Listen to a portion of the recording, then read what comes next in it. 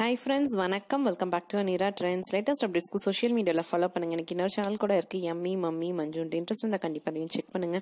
இந்த சேனல் இப்பதான் first time வரீங்கன்னா உங்க சப்ஸ்கிரைப் பட்டன் இன்னும் ரெட் கலர்ல இருந்ததுன்னா please click on that red colour subscribe button. கூடவே இருக்க பெல் சிம்பிள் கிளிக் பண்ணிட்டீங்கன்னா ஃபியூச்சர்ல போற வீடியோஸ்க்கு நோட்டிபிகேஷன்ஸ் உடனுக்குடன் வந்துகிட்டே இருக்கும். ஸோ இன்னைக்கு இந்த பிளவுஸ் எப்படி டிசைன் பண்றதுன்னு பார்க்கலாம். ரொம்ப சிம்பிளான டிசைன் தான் யூஸ் பண்ணியிருக்கேன், பட் நல்லா லுக்கா இருக்கும், சிம்பிள் அண்ட் எலகண்டா இருக்கும். ஸோ இது வந்துட்டு ஒரு மெஷின் எம்ப்ராய்டரி இருக்கு இந்த ஸ்லீவ்ஸ்ல. ஓவரால் பாடியிலையும் பார்த்தீங்கன்னா அங்கங்க வந்துட்டு கோல்ட் கலர்ல மெஷின் எம்ப்ராய்டரி இருக்கு. ஸோ அதுக்கு தகுந்த மாதிரி நாம வந்துட்டு டிசைன் பண்ணணும். ஃப்ரேம் நம்பர் 16ல பிளவுஸை ஃபிக்ஸ் பண்ணியிருக்கேன். 16 இன்ச்சஸ் ஃப்ரேம். அதில் ஷோல்டர் கொஞ்சம் கீழே வர மாதிரி வச்சு ஃபிக்ஸ் பண்ணிக்கோங்க. கொஞ்சம் ஸ்டிஃபாக இருக்கிற மாதிரி பார்த்துக்கோங்க. ஸோ நான் ஆல்ரெடி சொன்ன மாதிரி இதில் மெஷின் எம்ப்ராய்டரி அங்கங்கே இருக்குது, அதுக்கு தகுந்த மாதிரி நம்ம டிசைன் பண்ணிக்கலாம். ஸ்லீவ்ஸ்லேயும் ஃபுல்லாக இருக்குது. தென் இதில் கலர் சாய்ஸஸ் பார்த்தீங்கன்னா இந்த சாரீ கலர் ஒரு ஆரஞ்சு பிங்க் மாதிரி வருது. ஸோ ஒரு டார்க் ஆரஞ்சு தான் எடுக்க போகிறேன். Then gold colour. So orange and gold தான் இதில் சூஸ் பண்ணி நம்ம இதில் டிசைன் பண்ண போகிறோம். எப்படி டிசைன் பண்ணுறதுன்னு பார்க்கலாம். ஸோ ஃபியூச்சர் வீடியோஸில் மெஷின் எம்ப்ராய்டரி பற்றியும் பார்க்கலாம். ஸோ இப்போ இந்த பிளவுஸ் டிசைன் பண்ணுறது பார்க்கலாம் வாங்க. ஃபர்ஸ்ட் வந்து இதுக்கு தேவையான மெட்டீரியல்ஸ் பார்த்தீங்கன்னா stone chain, ball chain, glue, then beads, then cotton anchor thread. So first ஸ்டெப்பாக இந்த நெக்லைனில் க்ளூ நல்லா அப்ளை பண்ணிக்கோங்க. இது வந்து ஃபேப்ரிக் க்ளூ. ஸோ நிறைய பேர் கேட்குறீங்க, ஃபேப்ரிக் க்ளூ அப்ளை பண்ணி ஒட்டுறீங்களே, இது வந்துட்டு வந்துடாதா அப்படின்னு. கண்டிப்பாக வராது. அதுக்காக வாஷ் பண்ணும்போது ரொம்ப போட்டு ஹார்டாக வாஷ் பண்ணிடாதீங்க.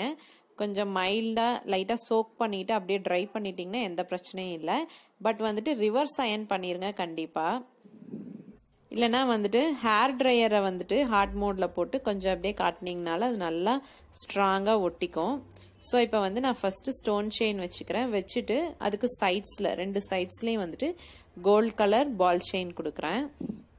ஸோ இப்போ பால் செயினுக்கு பதிலாக நீங்கள் என்ன பண்ணலான்னா சீட் பீட் வந்துட்டு நல்லா ஊசி வச்சு நல்லா நீட்டாக கோர்த்துட்டு ஒரு ஸ்ட்ரிங் ஃபுல்லாக ஒரு நூல் ஃபுல்லாக கோர்த்துட்டு இப்போ இந்த பால் செயின் வைக்கிறோம் இல்லையா, இதே மாதிரி அந்த நூலில் கோர்த்த சீட் பீட் வச்சுக்கலாம்.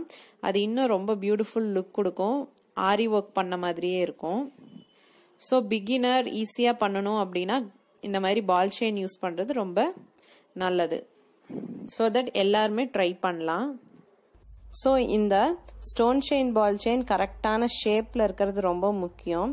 அதுக்கு என்ன டிப்னா உங்களோட விரல்ல இல்லைன்னா வந்துட்டு ஒரு பென்சில் ஆர் பென்னை வச்சுட்டு இப்படி ரன் பண்ணுங்க. இந்த மாதிரி உள்ள இருந்து வெளியில தள்ளுங்க இந்த மாதிரி. தென் வெளியில இருந்து உள்ள தள்ளுங்க.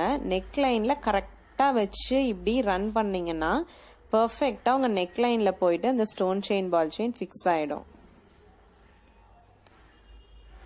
ஸோ இந்த மாதிரி வெளியிலேருந்து அப்படியே ரன் பண்ணுங்க உங்கள் ஃபிங்கரை, பர்ஃபெக்டாக ஃபிக்ஸ் ஆகிடும்.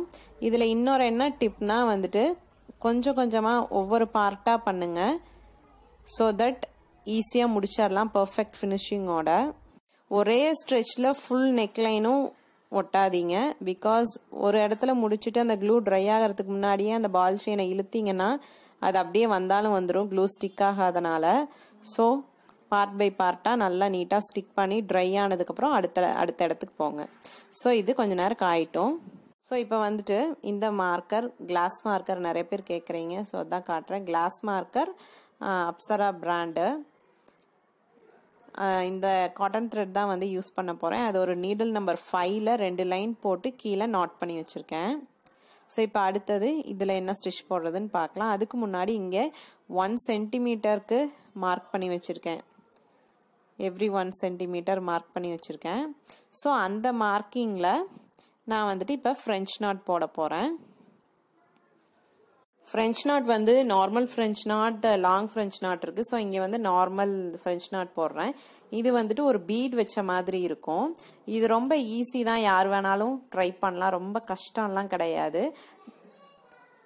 ஸோ இந்த மாதிரி இழுத்தீங்கன்னா ஒரு பீட் ஷேப்பில் வந்து நிற்கும். ஸோ ஈச் அண்ட் எவ்ரி அந்த 1 சென்டிமீட்டருக்கும் இது ஒரு நாட் பண்ணிக்கலாம். முதல்ல நீடில் மேலே எடுக்கிறோம். லெஃப்ட் சைடு ஹேண்டில் அந்த த்ரெட்டை பிடிச்சிட்டு இந்த மாதிரி ஒரு ட்விஸ்ட் பண்ணி பக்கத்துலேயே குத்தி கீழே நீடில் போனதுக்கப்புறம் இந்த மேலே இருக்குல்ல த்ரெட் அந்த லூப், அதை வந்துட்டு இந்த மாதிரி விரிச்சு பிடிச்சிங்கன்னா கீழே அது வந்து டைட் ஆகிடும். அந்த நாட் இருக்கிற இடத்துல டைட் ஆயிடுச்சுன்னா இந்த மாதிரி பீட் ஷேப் வந்துடும். ஸோ நீடில் வெளியில் எடுக்கணும், லெஃப்ட் சைட் பிடிச்சி ஒரு ட்விஸ்ட் பண்ணி அதே இடத்துல குத்தி நீடில் வெளியில் போனதுக்கப்புறம் இந்த மாதிரி டைட் பண்ணணும். உங்களுக்கு புரிஞ்சிருக்கும்னு நினைக்கிறேன். இந்த மாதிரி டைட் பண்ணணும். இந்த இடத்துல இழுத்தீங்கன்னா பர்ஃபெக்டாக உங்கள் பீட் வந்துடும். டைட் பண்ணலின்னா பீட் வந்துட்டு கரெக்டாக ஃபார்ம் ஆகாது, மேலே அது ஒரு லூப்பாக தனியாக நின்றும். ஸோ இப்படி ஒரு சுற்றி கீழே கொண்டு போகணும். இப்போ உங்களுக்கு பீட் வந்துட்டு கொஞ்சம் பெருசாக வேணும்னு நினச்சிங்கன்னா ஒரு சுற்றுறதுக்கு 2, 3 அந்த மாதிரி கூட சுற்றலாம். அந்த ஷேப் அண்ட் சைஸ் வந்து ரொம்ப பெருசாக வரும். ஸோ அது வந்து ரொம்ப எடுப்பாகவும் இருக்கும். ஸோ இதுவே வந்துட்டு ஃபுல் நெக்லைனும் நம்ம கண்டினியூ பண்ணிக்கலாம். நான் இங்கே வந்து ஆங்கர் காட்டன் த்ரெட் யூஸ் பண்ணுறேன். நீங்கள் வேணும்னா சில்க் த்ரெட் கூட யூஸ் பண்ணிக்கலாம். சில்க் த்ரெட் யூஸ் பண்ணும்போது ஒரு 8 ஸ்ட்ராண்ட்ஸ் எடுத்துட்டு 2ஆக போட்டிங்கன்னா 16 ஸ்ட்ராண்ட்ஸ் வரும். அதை வச்சுட்டு இதே ஃப்ரெஞ்ச் நாட்டை நீங்கள் ஃபாலோ பண்ணிக்கலாம். பட் பிகினராக இருக்கும்போது சில்க் த்ரெட்டில் ஒர்க் பண்ணுறது கொஞ்சம் கஷ்டம். ஸோ ஃபஸ்ட்டு வந்து நீங்கள் ஒரு நார்மல் மெட்டீரியலில் கொஞ்சம் நல்லா ஸ்டிச்சஸ்லாம் போட்டு ட்ரை பண்ணி பார்த்துட்டு அதுக்கப்புறம் உங்கள் ட்ரெஸ்ஸஸில் ப்ளவுசஸில் வந்துட்டு நீங்கள் ட்ரை பண்ணுங்கள். டைரெக்டாக ப்ளவுஸில் கண்டிப்பாக ட்ரை பண்ணிடாதீங்க. ஸோ இதை ஃபுல்லாக அப்படியே கண்டினியூ பண்ணி முடிச்சுட்டு அடுத்த ஸ்டெப்பு பார்க்கலாம். ஸோ அடுத்த ஸ்டெப் வந்து பீட்ஸ் ஆட் பண்ணுறது. இதில் வந்து டியூப் பீட், சின்ன ரவுண்ட் பீட், தென் வந்து ஒரு கோனிக்கல் ஷேப் மாதிரி ஒரு பீடு. ஸோ நீடில் வந்துட்டு அந்த டியூப் பீட் உள்ளே போகிற அளவுக்கு சின்ன நீடலாக எடுத்துக்கணும். நான் சைஸ் வந்து டிஸ்கிரிப்ஷன் பாக்ஸில் மென்ஷன் பண்ணுறேன். ஸோ டியூப் பீட் ஒன்று, அந்த கோனிக்கல் ஷேப் பீட் ஒன்று போட்டுட்டு மெஷின் த்ரெட் எடுத்திருக்கேன்.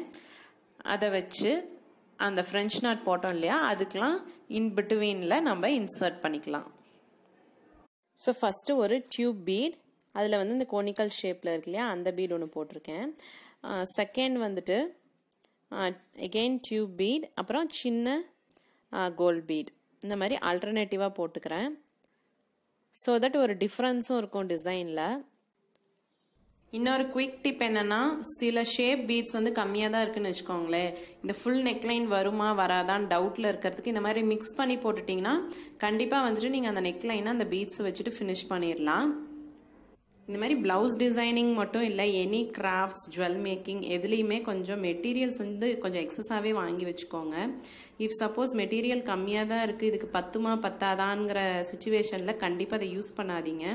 ஏன்னா ஒரு ப்ராஜெக்ட் ஆரம்பித்து பாதியில் நிறுத்திட்டு எகெயின் அதே சேம் மெட்டீரியலுக்காக அலையிறது ரொம்ப கஷ்டமான வேலை. ப்ராக்டிக்கலாக இப்போ ரொம்ப கஷ்டம்.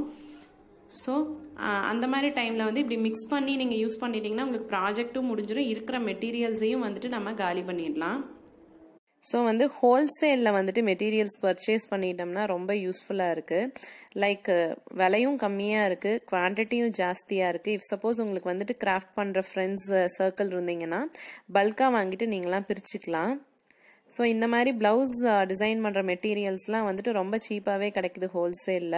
ஸோ நிறையா வாங்கி வச்சிட்டிங்கன்னா நிறையா ப்ளவுசஸ் எந்த பிரச்சனையும் இல்லாமல் சூப்பராக ஃபினிஷ் பண்ணிடலாம்.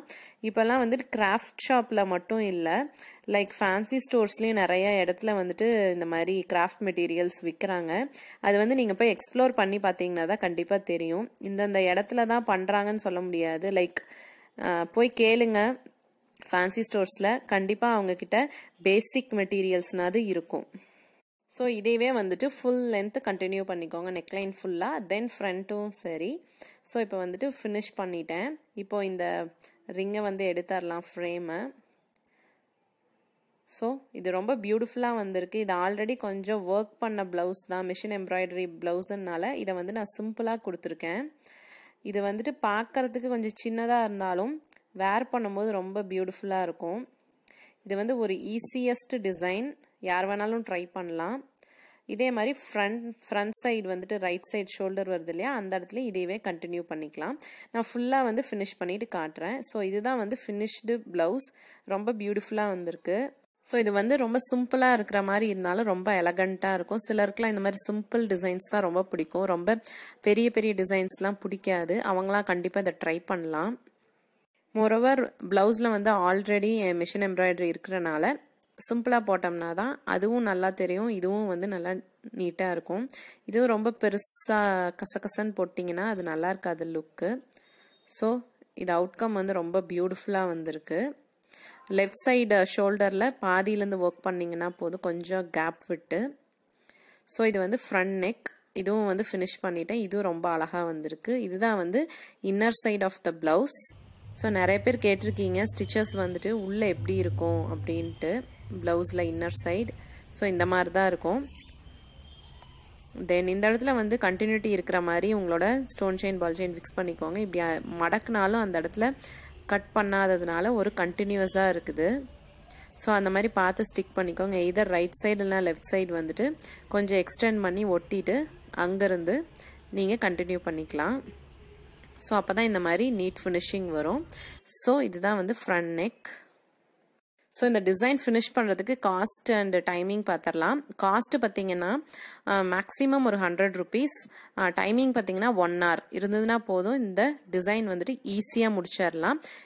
தென் இந்த வீடியோ உங்களுக்கு பிடிச்சிருந்ததுன்னா கண்டிப்பாக லைக் பண்ணுங்கள், ஃப்ரெண்ட்ஸ் அண்ட் ஃபேமிலியோட ஷேர் பண்ணிக்கோங்க, சேனலுக்கு வந்து சப்ஸ்கிரைப் பண்ணிக்கோங்க. அடுத்த வீடியோவில் உங்களை பார்க்குற வரைக்கும் நன்றி, வணக்கம், டேக் கேர் ஃப்ரெண்ட்ஸ், பாய்.